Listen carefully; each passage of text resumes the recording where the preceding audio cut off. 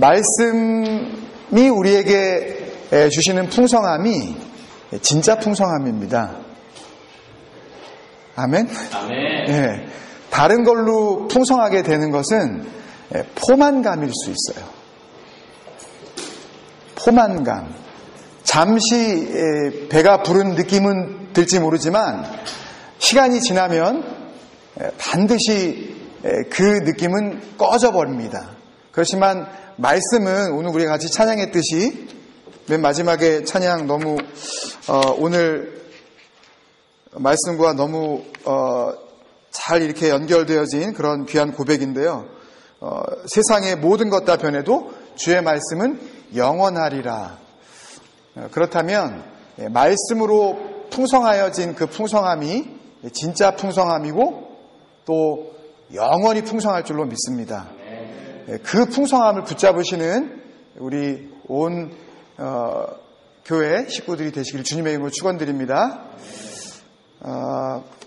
말씀을 시작하기 전에 한 가지 안내사항을 좀 말씀을 드립니다.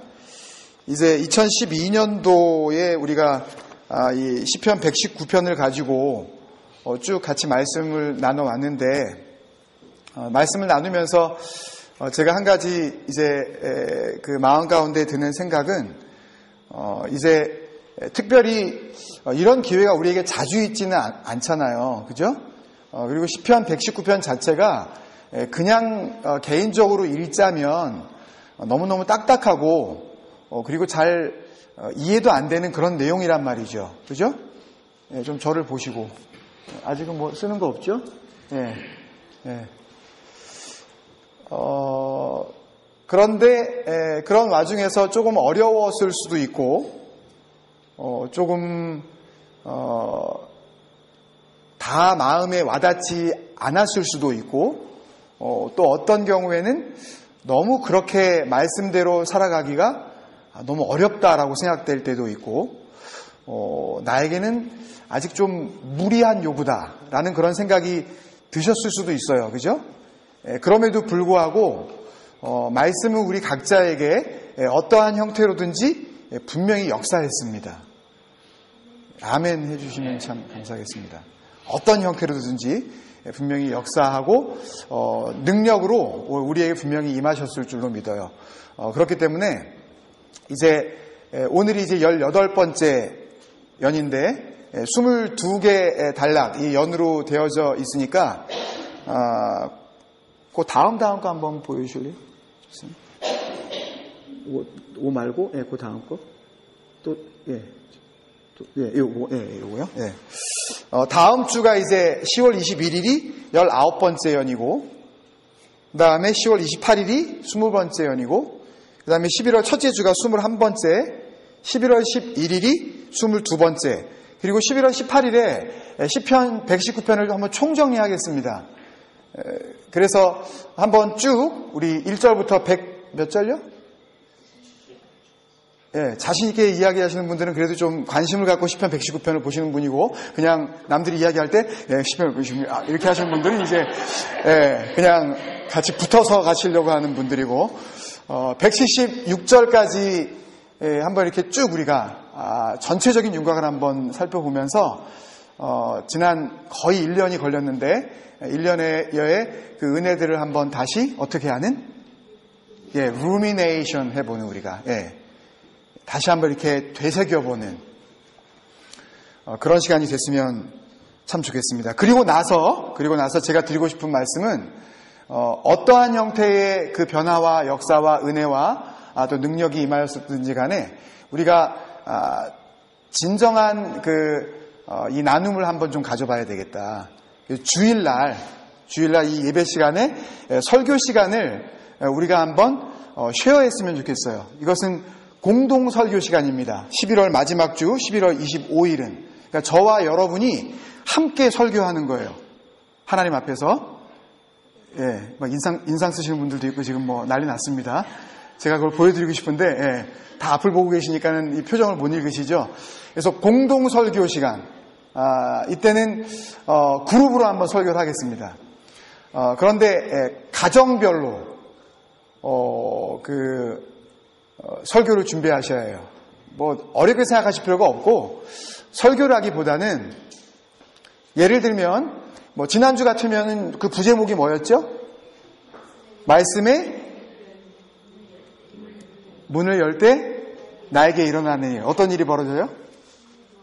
주님의 마음, 내 마음. 네? 내 마음, 주님의 마음. 이런 여러 개의 이 부제목들이 있었죠. 생각이 안 나시는 분들은 할 수 없이 그 전에 있는 영상들을 쭉 다시 한번 이렇게 살펴보셔야 됩니다. 그래서 조회수를 높이려고 그러는 게 절대 아니에요.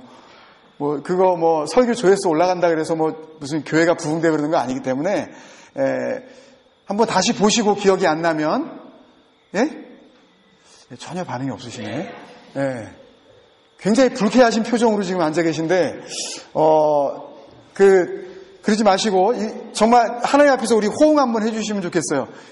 얘기를 할 때 좀 끄떡끄떡 그려주시고, 아니면 아니라고 정확하게 해주면 좋겠는데, 진정한 부흥회가 뭔지, 우리가 지금 말씀을 나누는 시편 119편의 타이틀, 이 뭐예요? 제일 큰 제목이 나를 살아나게 하소서. 이것을 한 단어로 하면 뭐예요?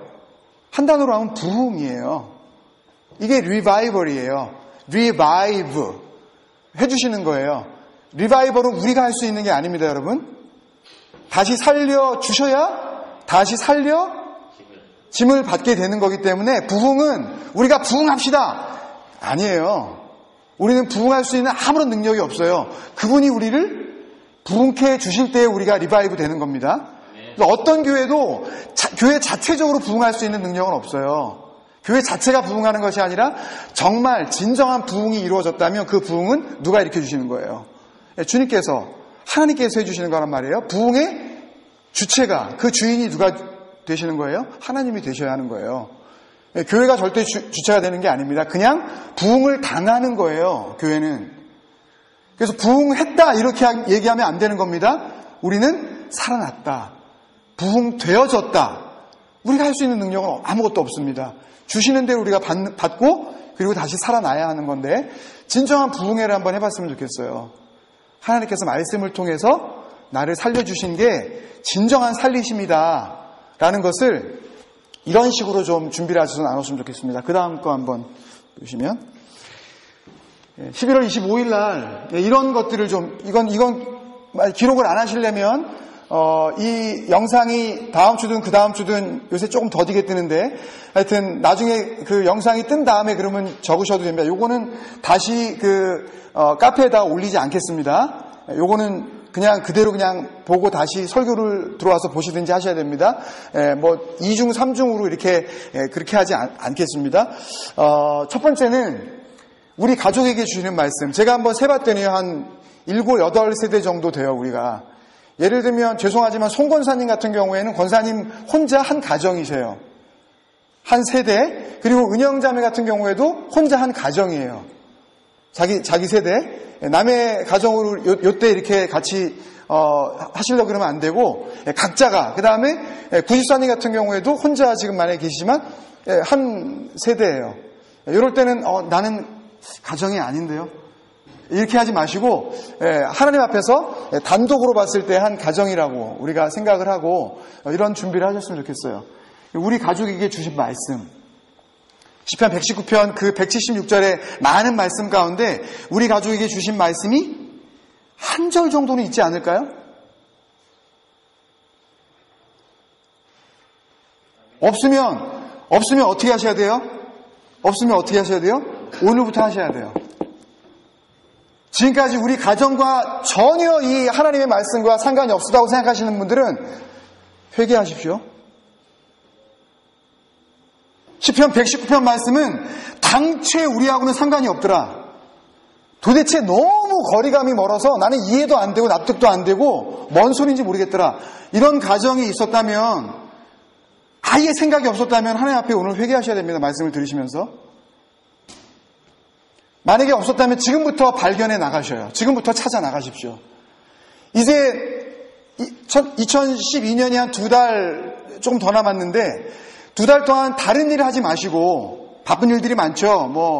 12학년은 VC도 해야 되고, 또 군인은 또 계속해서 또 카뎃 가야 되고, 각자가 또 대학교 1학년은 또 1학년 마치느라고 또 힘들고, 다 힘들어요, 다. 모두가 바쁘고, 연말이 되면 바쁘지만, 그 모든 바쁜 가운데 가장 바쁜 일, 뭘 우리가 다시 한번 되찾자. 하나님께서 나에게 주신 말씀을 우리가 다시 한번 되찾자. 이거 없으면요, 우리가 교회를 얻고 다음 세대에 물려줄 믿음의 유산을 가져보자라고 하는 우리의 구호들은 전부 다 허공 가운데 흩어져 버릴 헛소리밖에 되지 않습니다, 여러분. 아멘이셔요? 아멘. 내가 붙잡을 말씀이 하나도 없다는 것은 우리 교회의 모임 자체에 의미가 없다는 것을 의미하는 것이에요. 말씀이 없는 모임에 무슨 의미가 있겠어요? 자기 각자의 자기 소견만 가지고 많은 사람들이 모인다 한들 그 교회가 되겠냐고요. 그런 사람들이 많아지는 것은 하나님도 기뻐하지 않으실 것입니다. 그렇지 않겠어요? 성전되지 못한 자들이 성전이라고 오해하고 성전에 나와서 성전이랍시고 하나님 앞에 찬양을 드리는데 그 가운데에 말씀이 역사하지 않았다면 그 모임에 무슨 의미가 있겠냐고요. 우리 가족에게 주시는 말씀이 뭐였는지 그것을 갖다 발견해 나갑시다. 그리고 우리 가족에게 주신 표어를 새로 만드셔도 좋아요. 그렇지 않으면 우리가 나누어 썼던, 제가 말씀드렸었던 부제목, 예를 들면 지난주 같은 말씀의 문을 열 때 나에게 일어나는 일, 이것을 바꿔서 말씀의 문을 열 때 우리 가족에게 일어나는 일, 일어났던 일, 이렇게 적으시고 그 다음에 그 밑에 우리 마음이 주님의 마음이 되었습니다. 잘 들으세요. 요렇게 하셔야 돼요. 딱 요렇게 하셔야 돼요. 요걸로 하시라는 얘기가 아니라 이런 식으로 하셔야 된다고요. 말씀의 문을 열었을 때 우리 가족에게 일어난 일, 우리 가족에게, 나에게 일어난 일 하지 마시고 우리 가족에게 일어난 일. 그리고 앞으로 이제 가족을 이루실 은영자매 같은 경우에는 이제 미래에 주실 그 가족을 소망하면서 또 하나님께서 주실 남편과 또 이 자녀들을 생각하면서 그런 믿음으로 그렇게 정해 주셔야 됩니다. 역사하실 줄로 믿습니다. 하나님께서 그 믿음 가운데 본인이 아멘을 안 하네. 그리고 나서 동일하게 그 답을 쓰실 때에도 우리 가족에 대한 고백, 우리 가족의 마음이 주님의 마음이 되었습니다. 이렇게 해가지고 이렇게 손으로 쓰시든 그 컴퓨터 그래픽을 하시든 해서 아름답게 이렇게 조그맣게 하셔도 좋고요, 크게 하셔도 좋고, 그래서 좀 돈을 들이셔서 그 돈이 없으면 저기 교회 재정을 맡고 계시는 최무김 안수 집사님께 오세요. 그러면은 그거는 얼마든지 하여튼 그냥 무상으로 그냥 드리겠습니다. 아멘. 그런 거는 좀 우리가 그냥 씁시다. 만약에 그게 안 돼서 이렇게 액자를 못 사신다 그런 분이 있으면 액자를 하나 사세요. 예? 이거 꼭 아멘 안 하셔도 되는데 그냥 액자를 하나 사세요. 그래서 거기다가 넣으세요. 그거를 아름답게 앞으로 한 6주 7주 남았는데 그걸 만드셔서, 그래서 그걸 가지고 나와서 보여주세요. 그리고 그것을 다시 소장하고 간직합시다. 예? 그래서 온 세상에 단 하나밖에 없는 말씀이 주신 우리 가정의 이 액자, 그것으로 우리가 2012년에 분명한 믿음의 우리 발자국을 좀 남겨보자고요. 믿음의 역사의 한 페이지를 그냥 잊혀지듯이 그냥 지나가게 하지 말고 말씀 가운데 우리 한번 분명히 인을 찍읍시다. 아멘? 네. 송권사님이 조금 어려우실 수 있어요. 송권사님이 어려우실 수 있는데 사실상 지금 전체 구역을 하나로 해서 구역장을 김병희 안수집사님께서 담당하고 계시니까 안수집사님께서 좀 도와드려 주세요. 그래서 바쁘시지만, 여러 가지로 바쁘시지만 하여튼 조금 더 바빠주십시오, 집사님. 그래서 우리 자녀들을 누구를 좀 이렇게 붙여주시든지 그렇게 해서 권사님도 하나 이렇게 해서 준비할 수 있도록 그렇게 도와주시면 좋겠습니다. 그리고 우리 가족이 변화된 이야기가 무엇인지, 우리 가정이 이 말씀을 통해서 이런 표어를 붙잡게 되어졌고 우리 아빠가 이렇게 변했습니다. 우리 엄마가 이렇게 달라졌어요. 우리 아이들이 이렇게 달라졌어요. 진정한 간증을 A4 용지 한 장을 넘지 않도록 이거를 빽빽하게 쓰셔도 A4 용지 하나 이렇게 하면 그냥 읽으시면 한 3분, 길어야 4분이면 끝나거든요. 그래서 그렇게 하고, 그리고 맨 마지막에, 이 이야기의 마지막에 우리 가족과 하나님과의 약속. 이제 한평생 우리가 살아갈 때, 여러분, 우리 아이들이 지금은 우리 옆에 있지만, 지나, 존, 제일이 다, 나나 여기 있지만, 불과 이제 빠르면, 지금 골드코스트에 지금 잠시지만, 어쨌든 가 있는 제니처럼, 결혼을 하든 아니면 다른 일들 때문에 이 아이들이 계속 우리하고 같이 있으리라는 보장이 없어요. 그때 어디에 있든지 간에 이 아이들과 또 가족 되게 하신 우리와 하나님과의 약속으로 우리가 기억하는 분명한 우리 다짐을 하나씩 정하자고요. 우리 가족은 이렇게 하기로 했다. 앞으로 나이가 더 먹고 어떤 일이 벌어지더라도 어떤 상황 속에서 다 뿔뿔이 어쩔 수 없이 하나님께서 은혜 가운데에 우리 가족을 디아스포라 해 주시더라도 우리는 이것만은 내가 붙잡고 내가 살겠다. 하나님 이 다짐들을 꼭 적어주시라고요. 이해가 되시죠? 요거에 대한 질문이 있으시면 개인적으로 저한테 쪽지를 보내시든지 메시지를 보내주시면 제가 다시 부연 설명을 해드리도록 그렇게 하겠습니다. 그래서 11월 마지막 주에는 가칭인데 말씀사랑 온 가족 부흥회 우리 같이 은혜를 나누면서 다른 가정의 그 은혜가 나에게 또 격려와 힘과 용기가 되어질 수 있도록 그렇게 준비하시면서 우리가 섬겨주셨으면 좋겠어요. 아멘이십니까 여러분? 예, 그렇게 해주시기를 주님의 이름으로 부탁을 드립니다. 오늘 나를 살아나게 하소서 28번째 시간의 부제목을 여러 가지로 기도하고 또 고민하고 그러다가 이렇게 정했습니다. 같이 한번 읽을까요? 말씀으로 기준이 바뀔 때, 같이 시작. 말씀으로 기준이 바뀔 때 나에게 일어나는 일. 한 번 더요. 말씀으로 기준이 바뀔 때 나에게 일어나는 일. 하나님과 화평을 누리게 됩니다. 한번 할까요? 시작. 하나님과 화평을 누리게 됩니다. 로마서 5장 1절의 말씀이 마음 가운데 떠오르고 이 말씀이 오늘 이 18번째 단락과 영적인 이 릴레이션이 있다라는 그런 분명한 깨달음이 있어서 이렇게 정하게 된 것입니다. 로마서 5장 1절을 보면은요. 이렇게 사도 바울이 로마 교회에 고백하고 있습니다. 그러므로 우리가 믿음으로 의롭다 하심을 받았으니 우리 주 예수 그리스도로 말미암아 하나님과 화평을 누리자. 우리가 의롭게 되어진 기준이 뭐예요? 믿음이에요. 예. 하나님과 우리의 관계에 있어서 하나님께서 우리를 보시고 의롭다 라고 하시는 그 기준이 있는데 그것이 믿음이라는 거죠. 근데 그 믿음이 뭐냐 하면 그 믿음은 누구의 거예요? 그 믿음은 누구의 믿음을 보시는 거예요? 우리의 믿음을 보시는 거죠. 그죠? 네, 우리의 믿음을 보시는데 그 믿음이 어떤 믿음이냐 하면 하나님께서 의롭다라는 것을 믿는 믿음이에요.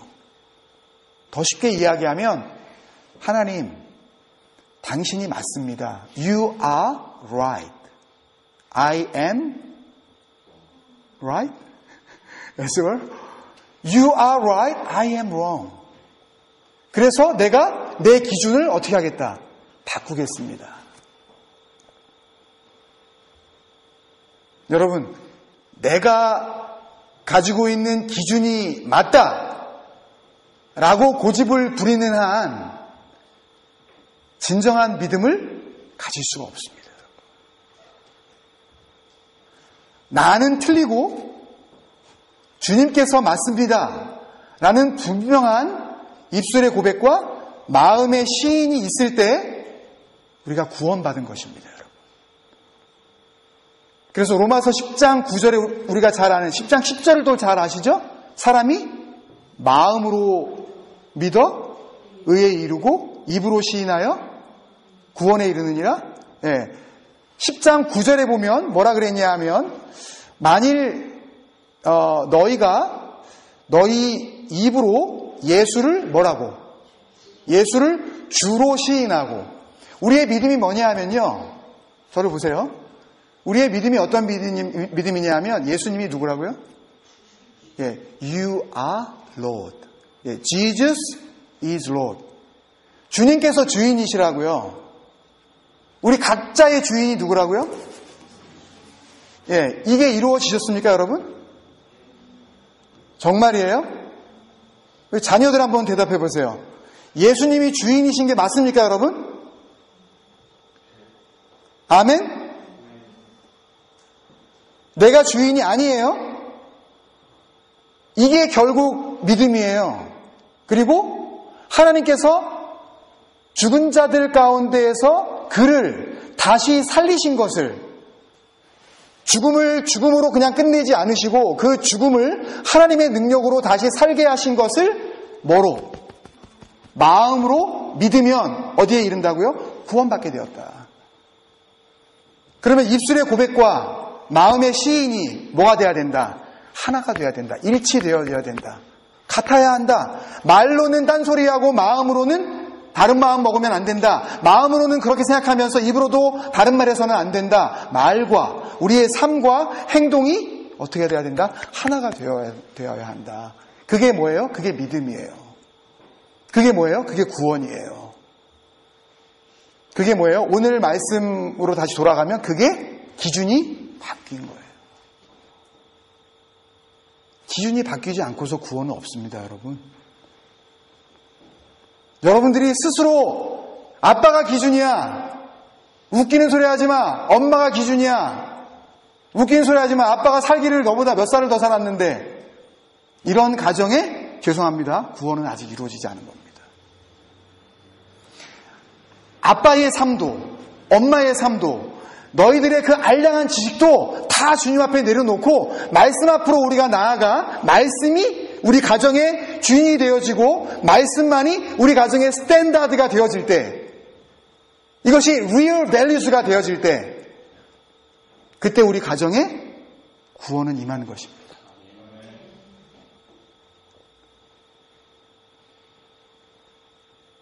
그때에 어떤 일이 벌어집니까? 로마서 5장 1절 우리가 다시 돌아가면 그렇게 그 믿음으로, 그 기준 바뀜으로 의롭다 하심을 받았으니 우리 주 예수 그리스도로 말미암아, 왜요? 그 기준의 한가운데에 말씀이신 누가 계신 거예요?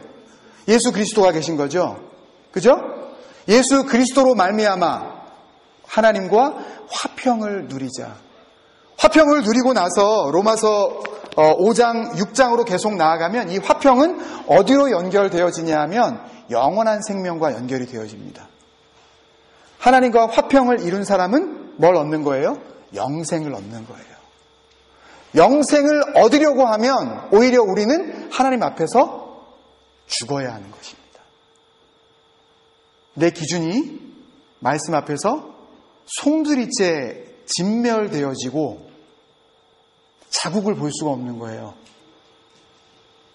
완전히 사라져버리고 말씀이 이제는 분명한 내 삶의 인도자가 되어져서 살아가는 삶. 그것이 영원한 삶인 줄로 믿습니다. 간단하게 오늘 말씀을 한번 살펴보겠습니다. 먼저 137절과 138절에 기준이 바뀐 근거를 이렇게 고백합니다. 137절 말씀. 여호와여 주는 의로우시고 주의 판단은 옳으니이다. 주께서 명령하신 증거들은 의롭고 지극히 성실하니이다. 첫 번째는 뭐냐 하면 137절에 주의 판단은 이라고 이야기한 이 미시파트라는 단어가 있는데요. 이 미시파트라는 이 단어는 시간 관계상 다 말씀을 드리지 않겠습니다. 그냥 보시고 기록하실 필요가 있으면 기록하시기 바랍니다.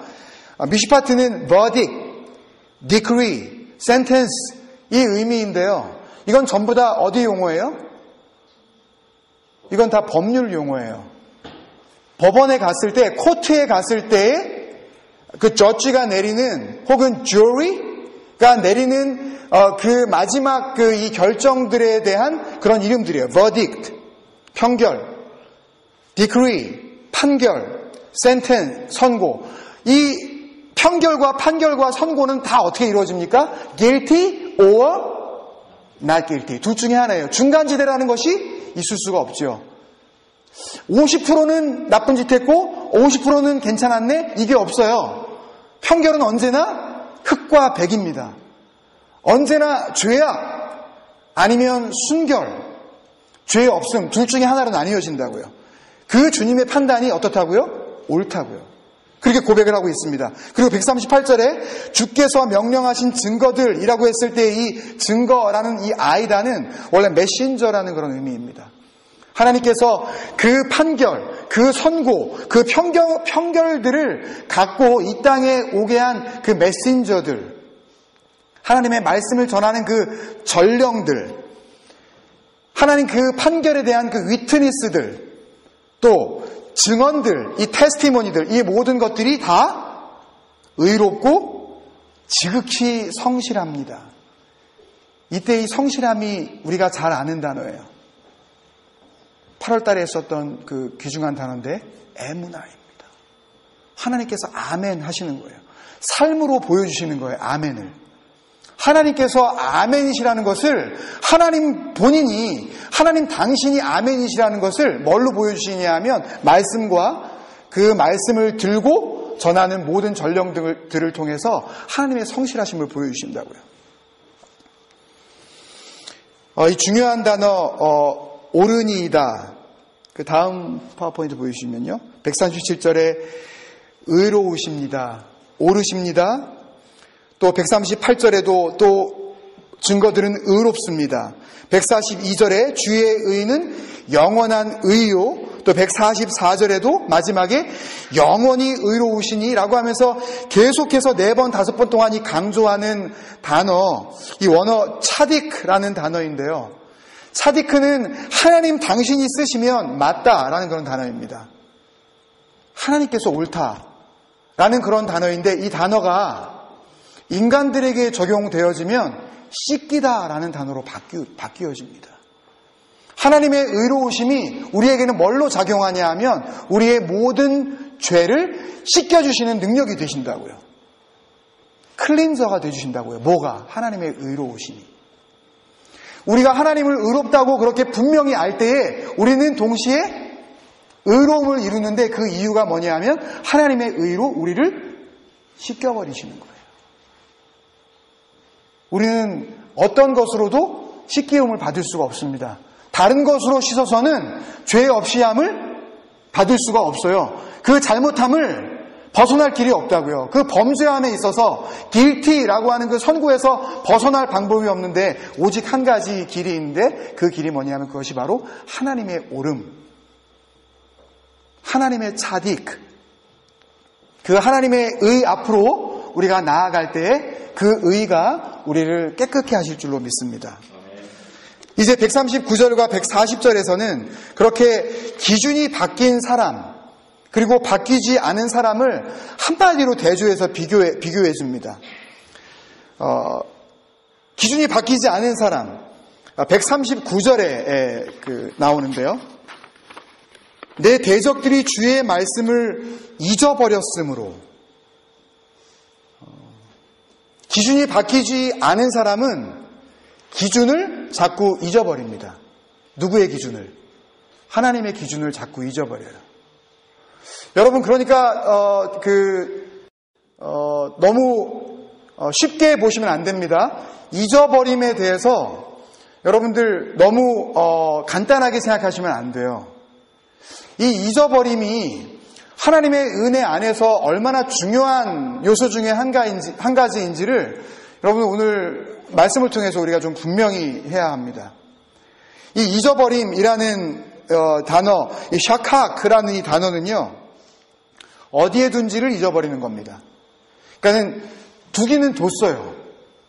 예를 들면 뭐 핸드폰 같은 거, 아니면 뭐 열쇠, 지갑, 이런 거 내가 완전히 잊어버린 건 아니에요. 예를 들어서 쇼핑센터 가서 잊어버렸으면 그건 뭐예요? 그건 완전히 잊어버린 거죠. 근데 내가 집을 나왔는데 내가 안 가지고 있어요. 그거는 어디에 있는 거예요? 집 안에 있는 거예요. 근데 그게 나하고는 함께 하진 않아. 그랬을 때의 의미. 그래서 내가 갖고 있지 않기 때문에 그것을 어떻게 할 수 없어요? 쓸 수가 없어요. 나한테 있어야 그걸 쓸 거 아니에요. 기억나질 않으니까 무슨 상황이 벌어지고 어떤 일들이 벌어졌는데 도대체 이 상황에 대해서 내가 어떤 말씀을 어떻게 사용해야 할지 내가 알 길이 없네요. 하고 생각나. 그거 있었는데 그거. 그거 요한복음 아닌가? 로마 이런 상태. 예? 두 번째는 잘못 놔두는 거예요. 미스플레이스 하는 건데요. 이것은 오늘날의 우리의 삶으로 해석을 하면 잘못 적용을 하는 겁니다. 말씀을 자의적으로 해석하고 말씀을 잘못 갖다 쓰는 거예요.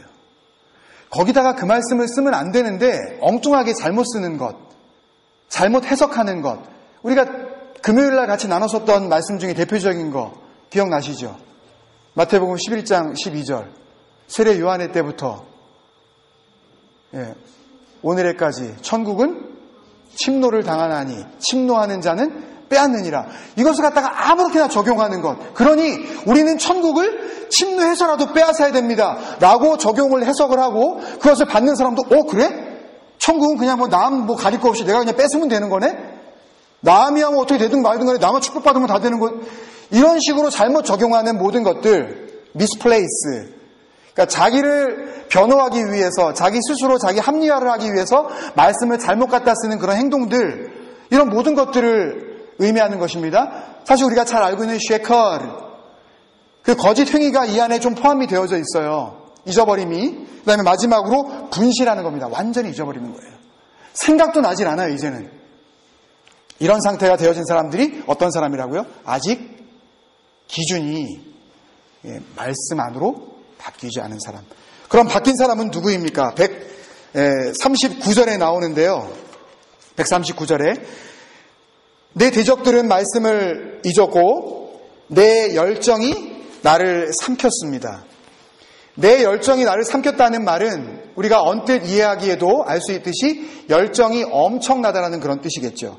여기 이 키나우라는 이 단어, 이 열정이라는 단어를 ZEAL, 이 zeal로 해석을 했습니다. 그러니까 부러워하고 좀 질투하고 하는 그런 것으로 그 영어 성경은 번역을 했는데 젤로시라는 그런 의미가 이 안에 있어요. 이 키나라는 단어 안에. 그런데 사실은 본질적인 의미는 사랑이 좀 강도 높은 사랑인 겁니다. 완전히 마음과 생각을 뺏겨버린 상태를 키나우라고 그렇게 이야기를 합니다. 그래서 그 사랑이 나를 삼켜버렸어요. 삼켜버렸다라고 할 때 이 차마스라는 단어는요, 오늘 원어를 많이 좀 설명을 드리는데 원어를 온전하게 이해하지 못하고서는 이 18번째 단락을 제대로 이해할 수가 없습니다. 차마스는 뭐냐면 exterminate이라는 그런 뜻이 있어요. 하나는 전멸한 겁니다. 뭐가요? 그 앞에 바로 나오는 단어 뭐예요? 내 열정이 나를 전멸시켜버렸습니다. 그 다음에 eradication이라는 의미가 또 있습니다. 씨가 말라버리는 거예요. 이제 완전히 나라는 존재의 씨는 남아있질 않아요. 완전히 씨가 말라버렸어요. 그 다음에 uproot, 완전히 뿌리를 갖다 뽑아버린 겁니다. 내 안에 있었던 쓴물 내는 모든 쓴뿌리들을 완전히 뽑아버린 상태. 이제는 거기에서 쓴물 나올 일이 없어요. 뭐만 나와? 하나님께서 주시는 생수의 강 같은 단물만이 막 쏟아져 나오는 거예요. 그 물을 통해서 나만 사는 것이 아니라 나와 함께하는 모든 주변에 있는 사람들 다 살려낼 수 있습니다. 그런 뿌리가 뽑혀지는 거예요. 내가 있는 거예요? 없는 거예요? 내가 없는 거예요. 그러니 또 금요기도의 말씀으로 우리가 돌아가 다시 또 이 말씀에 대해 결론을 내릴 수가 있습니다. 마태복음 16장 24절에서 누구든지 나를 따르려거든 자기를 어떻게 하고 자기를 삼켜버리고, 이 말씀이에요. 열정 없이는 삼켜지지가 않는다. 열정을 갖지 않고서는, 하나님을 향한 그 뜨거운 사랑을 갖지 않고서는 네 자신을 잊어버릴 길이 없다. 네가 그대로 살아 존재하는 이상 하나님 앞에서 온전한 자기 부인이란 있을 수 없다. 이 말씀을 기록하면서 그 은혜 가운데 찬송가 288장의 3절 말씀이, 3절 찬양이, 이렇게 고백되어졌습니다. 찬송가 288장, 우리가 잘 아는 찬양. 이것이 나의 간증이요, 이것이 나의 찬송일세. 나 사는 동안 끊임없이 구주를 찬송하리로다. 3절은요. 주 안에 기쁨 누림으로 마음의 풍랑이 잔잔하니 세상과 나는 간 곳 없고 구속한 주만 보이도다. 어떻게 세상과 나는 간 곳 없고 구속한 주만 보일 수 있나요? 내가 멀쩡히 살아있는데 내 열정이 나를 삼켜버릴 때, 하나님을 향한 이 뜨거운 사랑이 내 존재를 완전히 인식하지 못하게 만들어 버렸을 때에, 내 자신이 완전히 그 말씀 앞에서 전멸당했을 때에, 나라는 존재가 가지고 있는 그 악한 생각, 세상을 향한 그 교만한 마음, 남들을 깔보고 하나님을 열심히 믿고자 하는 엄마 아빠를 우습게 보는 그런 자녀들의 모든 그런 악한 생각들, 이런 모든 것들이 뿌리채 뽑힐 때에, 그때에만이 이런 일이 가능할 줄로 믿습니다. 여러분 열정 가지고 주님 앞에 나아가는 사람을 절대 우습게 보지 않는 교회 되기를 축원합니다. 주님 앞에서 열심히 주님을 섬기고 나가는 사람들을 절대 비방하지 말기를 주님으로 축원합니다. 우리 교회 그런 교회 되면 안 됩니다. 그리고 그렇게 열정을 가지고 주님 앞에 나아가는 분들은 사람 눈치를 보지 마시기를 바랍니다.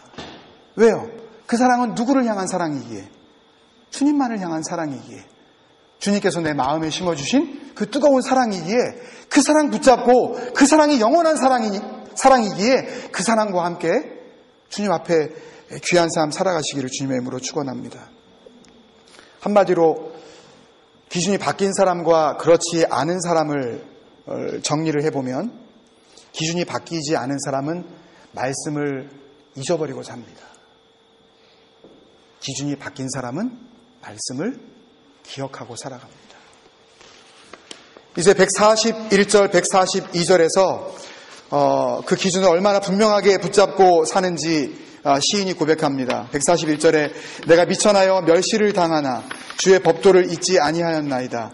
142절에 주의 의는 영원한 의요 주의 율법은 진리로서이다. 141절을 간단하게 이렇게 정리할 수가 있습니다. 사람들은 내 말을 우습게 여기고 나를 비난하고 공격했지만 그럴 때에도 나는 주의 말씀을 놓지 않았습니다. 여러분, 이 고백이 저와 여러분의 고백되기를 원합니다. 같이 한번 우리 큰 소리로 읽겠습니다. 시작. 사람들은 내 말을 우습게 여기고 나를 비난하고 공격했지만 그때도 나는 주의 말씀을 놓지 않았습니다. 여러분, 타협하시면 안 됩니다. 다른 사람들이 나를 비방한다 할지라도, 심지어는 그 비방이 가족 안에서 이루어진다 할지라도 타협하면 안 됩니다. 여러분, 말씀을 절대 놓지 말아야 해요. 놓는 순간 그도 죽지만 그 온 가족도 함께 하나님 앞에서 진멸될 수 있기에 그 한 사람만이라도 말씀을 붙잡아야 합니다. 아멘? 그리고 이렇게 고백하죠. 142절에 주의 의는 영원한 의요. 이 영원한 의요라고 할 때 이 영원한이라는 단어를 우리가 한번 같이 나눈 적이 있습니다. 지금 말씀드리면 또 새롭게 느껴지시겠지만 올람이라는 단어입니다. 올람. 세 가지 뜻을 가지고 있는데요. At any time. 하나님의 말씀은 언제나 나에게 있어서는 의롭습니다. 하나님의 의가 언제 어느 순간에라도 나에게는 맞습니다. 두 번째는 day after day. 날마다 하나님의 그 의로움이 변치 않고 의로움이십니다. 그리고 또 한 가지 마지막으로 beginning of the world without end. 세상의 그 처음부터, 우리가 있기 전부터, 태초부터 끝없이 펼쳐져야 할 하나님의 그 영원한 시간 그 속에서도 하나님의 의로우심은 변함이 없으십니다. 이 고백이 우리의 삶의 고백이 되기를 원합니다, 여러분. 시편 44편 20절 21절의 말씀에 보면 시편 기자가 이렇게 고백을 합니다. 우리 하나님의 이름을 잊어버렸거나 우리의 손을 이방 신에게 향하여 폈다면 하나님의 이를 더듬어 내지 아니하셨으리이까. 대저 주는 마음의 비밀을 아십니다.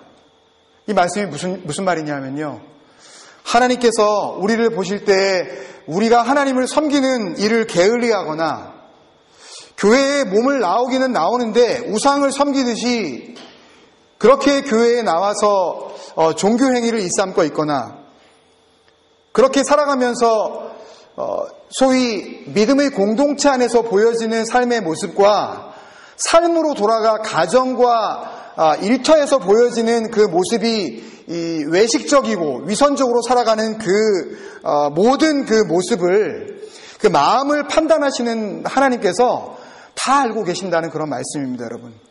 하나님은 우리가 지금 타락되었는지, 아니면 우리가 헛된 교훈이나 몸은 예배당에 나와서 예배를 드린다는 그런 형식을 갖추고는 있지만 사실 그 마음 한가운데에는 말씀을 들으면서도 여전히 머릿속에 그 기준을 바꾸지 아니하고 썩어질 소망 가운데 사로잡혀 있는지, 형식적인 예배와 위선적인 삶을 살고 있는지, 아니면 정말 신실하고 진실되게 하나님과 하나님 말씀 앞에 몰두하고 있는지 하나님께서 그 마음의 비밀을 다 알고 계신다는 거예요.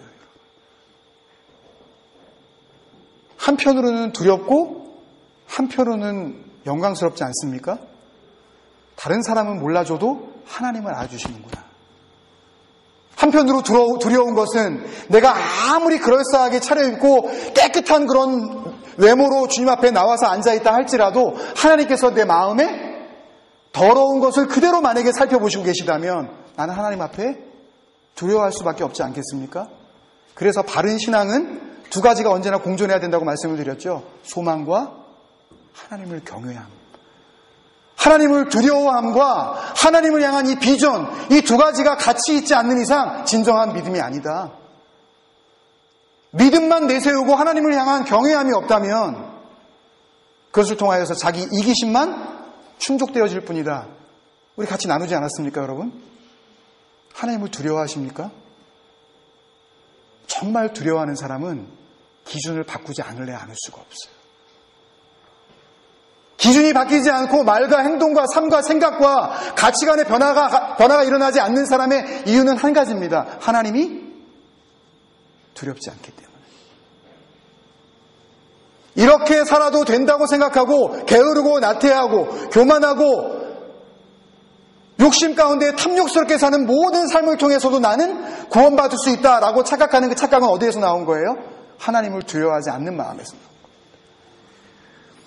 우리는 경험상 어떤 것에 대한 기억이 희미해진다는 것은 그것에 대한 애착이 식어졌다는 것을 의미한다는 것을 우리가 알고 있습니다. 간단하게 말씀드리면 기억하기를 중단한다는 것은 사랑하기를 중단했다는 의미입니다, 여러분. 기억나지도 않는 것을 사랑한다고 말할 수도 없는 것이고 별로 사랑하지도 않기 때문에 기억해야 할 필요도 느끼지 못하는 것입니다, 여러분. 왜 주의 말씀을 여러분들이 기억 못하시는지 아십니까? 하나님의 말씀을 사랑하지 않기 때문에 그래요. 기억나지 않는 이유를 다른 데서 찾지 마시라고요. 하나님을 향한 진정한 그 키나 그 뜨거운 열정이 나를 사로잡지 못하고 있기에 그 말씀이 기억나지 않는 것입니다. 사랑이 간절하면 간절할수록 기억은 날마다 더욱 또렷해지게 마련이고요. 진정한 사랑은 자신이 가지고 있는 기억 속에서 아무리 세월이 흘러도 절대 지워지지 않는 것입니다. 그렇지 않습니까, 여러분? 그렇기 때문에 신앙의 변절, 믿음의 변질의 첫걸음은 망각에서부터 시작이 됩니다. 하나님의 약속을 잊어버리고 하나님께서 나에게 주신 말씀을 만만하게 생각하기 시작할 때에 우리의 신앙은 변절되기 시작하는 것이고 악한 영의 유혹 앞에서 우리의 신앙은 속수무책으로 변질되기 시작하는 것입니다. 그래서 하나님께서 이렇게 말씀하셨습니다. 호세아서 4장 6절 말씀에 내 백성이 지식이 없음으로 망하는도다. 망하는 이유가 지식이 없어서 망하는도다. 내가 지식을 버렸으니 나도 너희를 버려 내 제사장이 되지 못하게 할 것이요 내가 내 하나님의 율법을 잊었으니 나도 내 자녀들을 잊어버리리다. 너희들이 내 말을 기억하지 못하는 그 이유 한 가지, 그 한 가지 때만으로도 너희들은 나와 아무 상관도 없는 그런 존재로 살아갈 것이고 너희 자녀들 또한 나와 관계없는 삶을 살게 될 것이다. 얼마나 두렵고 떨리는 말씀입니까, 여러분? 하나님을 잊으면 이미 망한 것입니다, 여러분. 말씀을 기억하지 못하면 이미 패망한 민족이라고요. 교회가 말씀이 남아있지 않는다면 이 자리를 떠나 삶의 현장으로 돌아갔을 때 여러분의 심장을 뜨겁게 하고 여러분의 사랑을 유지시켜줄 수 있는 하나님의 말씀이 여러분의 기억 속에 남아있지 않다면 이미 우리는 하나님 앞에서 버림받은 존재라는 것을 기억하시고 두려움으로 주님 앞에 돌아올 수 있는 그런 계기가 되시기를 주님의 이름으로 축원드립니다. 그리고 마지막입니다. 143절, 144절의 결론으로 이렇게 이야기합니다. 환난과 우환이 내게 미쳤지만 주의 계명은 나의 즐거움이니이다. 어떻게 이런 일이 있을 수 있을까요, 여러분? Trouble and distress reach to me. 그런 어려움과 그런 비방이 몰려온다 할지라도 이 환난과 우환 속에서도 주의 말씀은 여전히 나에게 있어서 뭐예요? Delight, my pleasure, 나의 즐거움입니다. 기쁨을 뺏기지 않는 거죠. 환난과 우환, 이 상황 속에서 어떤 역경이 나에게 다가온다 할지라도 기쁨이 바뀌지 않는 것입니다. 고통스러울 수밖에 없어요. 환난과 우환이 우리에게 다가오면 힘들 수밖에 없습니다. 그 가운데서도 우리가 기뻐할 수 있는 유일한 이유, 하나님의 말씀을 잊어버리지 않았기 때문에. 말씀이 즐거움이 되는 그 은혜, 어떻게 말로 설명하기가 어려운 그 신비로운 능력을 뺏기지 않는 거예요, 여러분. 지난 한 주간 동안 힘드셨습니까, 여러분? 그 힘든 가운데에서 기쁨을 유지하실 수 있었다면 그 이유를 어디에서 여러분들 발견하셨습니까? 분명히 말씀밖에 없었을 줄로 믿습니다. 어떻게 이게 가능해요? 어떻게 환난과 우환이 내게 계속해서 끊임없이 다가오는데도 말씀이 즐거움이 되어지는 이 본질이 흔들리지 않을 수가 있어요? 기준이 바뀌었기 때문에. 환난과 우환을 해석하는 내 시각이 바뀌었기 때문에, 이것을 해석하는 내 믿음의 눈이 달라졌기 때문에 환난은 단순히 환난이 아니네요. 그 경제적인 어려움이 단순히 어려움으로 나에게 더 이상 다가오지 않아. 트러블이 더 이상 트러블로 보이지 않는 겁니다. 디스트레스, 빈곤과 쪼들림과 궁핍이 더 이상 불행으로 여겨지지 않는 거예요. 이게 어떻게 가능하다고요? 다시 한번 말씀드립니다. 이게 어떻게 가능하다고요? 삶의 기준이 바뀌었기 때문에. 그러니까 결국 어떤 축복을 받게 되는 줄 아십니까, 여러분? 오늘 말씀의 결론입니다. 144절에 주의 증거들은 영원히 의로우시니 나로 하여금 깨닫게 하사 살게 하소서. 이 깨닫게 하사라는 이 히브리어 단어 베네라는 단어는요, 영어 단어 한 단어로 바꾸면 think,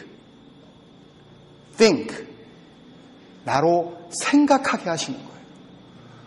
여러분, 어떤 의미에서는요, 우리 공동체에게 주신 이 이름 한 가지만 잘 붙잡으셔도요, 한 주간 동안 여러분 복된 삶을 살 수가 있습니다. 하나님께서 나를 에클레시아로 부르셨는데 에클레시아는 뭐하는 사람이냐? 주님의 생각을 담는 사람이다 라고 하는 것, 이것 한 가지만 여러분들이 붙잡으셔도요, 한 주간 가운데 다가오는 웬만한 어려움들을 이겨내실 수가 있다고요. 하나님께서 우리에게 주는 축복, 그 마지막 축복이 뭐라고요? 생각이라고요. 생각을 바꿔주시는 거예요. 그리고 살아나게 하십니다. 이 카야라는 단어는 revive라는 그런 의미인데요, save life, keep alive, 그 다음에 nourish up, 이렇게 살아나게 하는 겁니다. 일으켜 세우는 거예요. 호흡을 불어넣어 주는 거예요.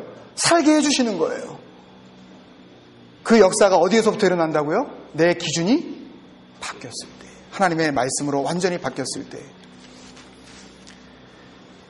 이 말씀을 정리하면서 한 주간 동안 에스겔서를 우리가 계속 나누고 있는데 어제 오늘 주시는 말씀을 통해서 다시 한번 이 결론을 큐티 본문을 하신 분들이 더욱더 풍성한 은혜를 누리실 수 있도록 그렇게 우리에게 주신 말씀이다라고 하는 그런 생각도 한편으로 듭니다. 에스겔서 33장 17절에서부터 19절 말씀 여러분들이 기억하실 텐데요. 하나님께서 이렇게 말씀하십니다. 그래도 내 민족은 말하기를 주의 길이 바르지 아니하다. The way of the Lord is not right. The way of the Lord is not just. 하나님의 백성들이 뭐라 그러냐 하면 하나님의 길이 틀리다. 그리고 내 길은 맞다. 그렇죠. 하나님은 말씀하십니다. 그러나 실상은 너희들의 길이 바르지 아니하다. 18절에 만일 의인이 돌이켜 그 공의에서 떠나 죄악을 범하면 그가 그 가운데에 죽을 것이고, 그 공의가 뭡니까? 그 공의와 정의로움이 뭐예요? 오늘 우리가 계속 강조하고 있는 기준입니다.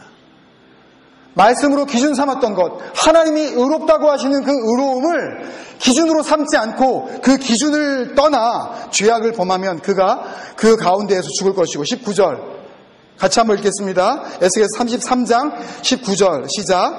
만일 악인이 돌이켜 그 악에서 떠나 정의와 공의대로 행하면 그가 그로 말미암아 카야 revive 살리라 부흥이 이루어지리라 주님께서 말씀하고 계시는 것입니다. 어떻게 해요? 그 악에서 떠나 자기가 가지고 있었던 세상적인 모든 기준을 너희가 버려버리고 정의와 공의라는 하나님의 기준을 자기 기준으로 삼는 모든 자들에게 생명이 있을지어다. 이 말씀을 지금 주님께서, 하나님께서 선지자를 통해서 모든 백성들에게 이야기해 주시고 계시다고요. 그런데도 불구하고 이스라엘 백성들이 주님 앞으로 돌아옵니까? 안 돌아와요. 이렇게 말씀해 주셔도 안 돌아와요. 예루살렘 성은 함락이 된 겁니다. 바벨론이 쳐들어와서 이제 나라가 이제 없어졌어요. 눈앞에서 예언을 했었던 이 에스겔 선지자의 예언이 그대로 지금 실현되고 있는데도 불구하고 예루살렘에 남아있는 자들이나 포로로 바벨론에 끌려가는 자들이나 하나님의 말씀을 믿으려고 하지 않아요. 예언이 지금 현실 가운데 이루어지고 있는데도 불구하고 믿지를 않는다고요. 그러니 뭐라고 말씀하셔요? 30절, 31절에 에스겔서 33장 30절, 31절에 인자야 내 민족이 담 곁에서와 집 문에서 너에 대하여 말하며 각각 그 형제와 더불어 말하여 이르기를 자 가서 여호와께로부터 무슨 말씀이 나오는가 들어보자 하고. 여러분 우리가 같이 나눈 것처럼 1960년대 말에 교회마다 차고 넘쳤었던 이 멜번 땅 가운데 이제는 교인을 찾기가 어렵습니다. 여러분 교회는 텅텅 비어만가요. 한인 교회들이 인원이 많아졌다고요? 그런 소리 하지 마세요. 교민이 몇 명입니까? 그 교민 가운데 진정한 복음이 이루어졌을까요? 그리고 교회에 나간다고 하는 한인 교민들이, 정말 교인들이 하나님 앞에서 의로운 자로 자기 기준이 완전히 바뀌어 하나님의 말씀이 이제 나의 기준이 되었습니다 라고 고백하는 삶을 살고 있을까요? 저와 여러분을 보면 알 수가 있죠. 우리가 기준이 바뀌었습니까? 우리 기준이 진정으로 온전하게 하나님 말씀으로 옮겨졌나요? 우리를 보면 알 수 있죠. 자, 가서 주일마다 예배를 드려보자. 자, 주일마다 목사가 무슨 설교를 새롭게 하나 한번 들어보자. 마치 우리의 얘기를 하고 있는 것 같지 않습니까? 나에게 한번 은혜를 끼쳐봐. 내 마음을 한번 뜨겁게 해봐. 나에게 한번 눈물을 나게 해봐. 나를 한번 감격시켜봐. 모든 사람들이 그렇게 교회를 나옵니다. 그럴 때 주님께서 이렇게 말씀하시죠. 백성이 모이는 것 같이 날마다 usually 평상시에 나오는 대로 매주마다 너희들이 소위 이야기하는 주일 성수를 한다. 그런데 내게 나오며 내 백성처럼 내 앞에 앉아서 내 말을 들으나 앉아있어요. 말씀은 듣습니다. 근데 그대로 행하지를 않아요. 이게 무슨 이야기입니까? 기준이 바뀌질 않는 거예요. 말씀을 들으면 뭐예요? 예배를 드리면 뭐합니까? 주일마다 이 자리가 차고 넘치면 무슨 소용이 있겠어요? 기준이 바뀌지 않는 걸. 삶의 변화가 없는 걸. 내가 틀렸고 하나님께서 맞으시다는 그 고백이 삶을 통하여서 드러나지 않는 걸 어떻게 가정 가운데에 하나님께서 역사하실 수가 있겠습니까? 이는 그 입으로는 사랑을 나타내어도 마음으로는 더러운 이라는 의미가 빠졌습니다. 이익을 따름이라. 너희가 greedy한 프로핏만, greedy한 개인만 너희가 추구하는도다. 하나님을 이용을 해서 내 기도에 응답하시게 만들어 놓고, 그리고 나는 그 많은 축복을 갖다가 누리면서 그 축복의 주인공이 되어서 살려고 하는 그 욕심 가운데 너희들이 이 자리를 채우는 것 아니냐.